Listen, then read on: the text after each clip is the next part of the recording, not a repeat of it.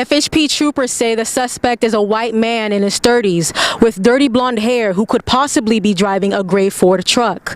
Terry McMillan and his crew were outside getting ready for the 50th Gator Nationals. The few exceptions for Florida's texting while driving law includes using GPS, texting while the car is at a complete stop, or using your phone to call someone. St. Michael's Episcopal Church is being demolished on 43rd Street.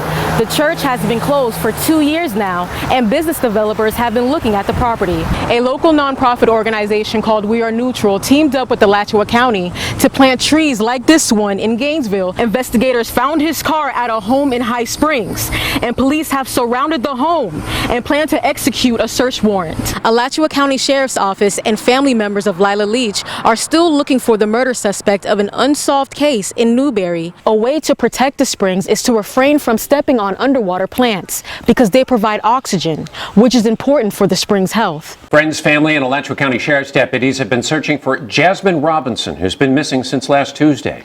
TV 20's Voleer Thomas is live tonight in the studio with an update on the search for the woman who is pregnant. People across north central Florida are trying to find Jasmine Robinson, and her family says they're worried about her safety.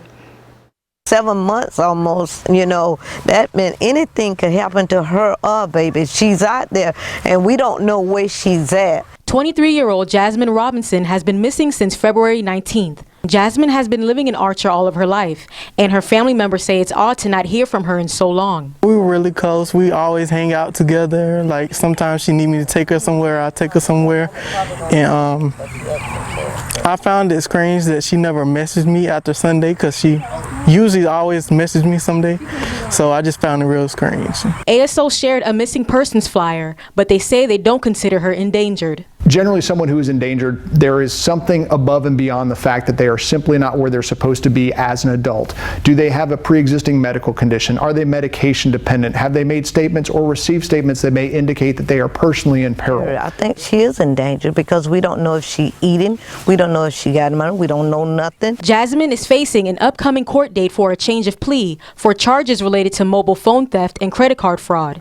But her family doesn't think that's a factor in her disappearance. I don't think that court date and all that got anything to do with her missing because Jazz, when she was paying her money, she admit that she did some wrong and she was paying for it. She was going, paying, seeing her probation and paying her money for it. I don't think this got anything to do with her being missing. I really don't.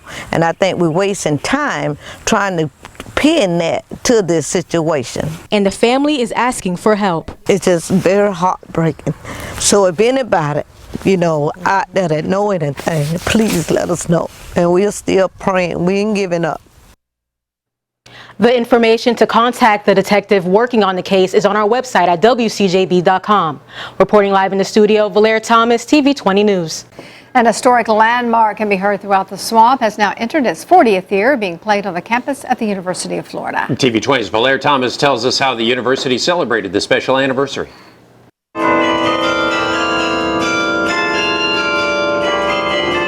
I think it's a really part of what the fabric of the university is about. UF professor Laura Ellis, along with several alumni, celebrated the 40th anniversary of the Carillon being installed in Century Tower.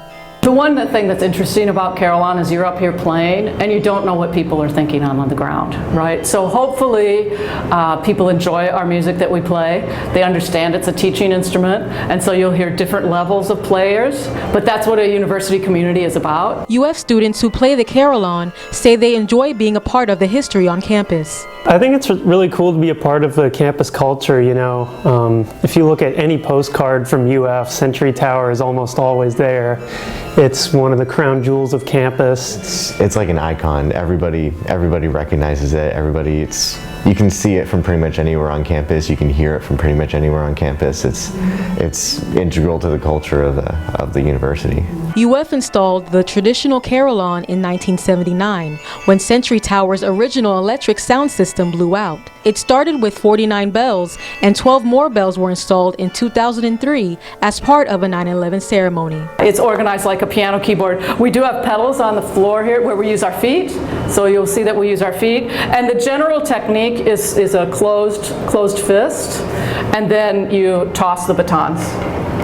And as I was telling you before, what's really interesting about this is that when I touch this baton, you can see it moves this mechanism, which this little wire goes all the way up to the bells and is connected to the clapper. The music school hosted a 40th anniversary celebration where alumni who played the instrument held a concert at Century Tower and unveiled a perpetual plaque which lists all former musicians who played the carillon at UF. What you hope as an organist or a carillonneur is that the music you play touches somebody and that it's meaningful to somebody. And for me personally, it's just being able to do that. It isn't whether somebody is out there clapping or anything like that. It's just sort of trying to add that and enhance somebody's day.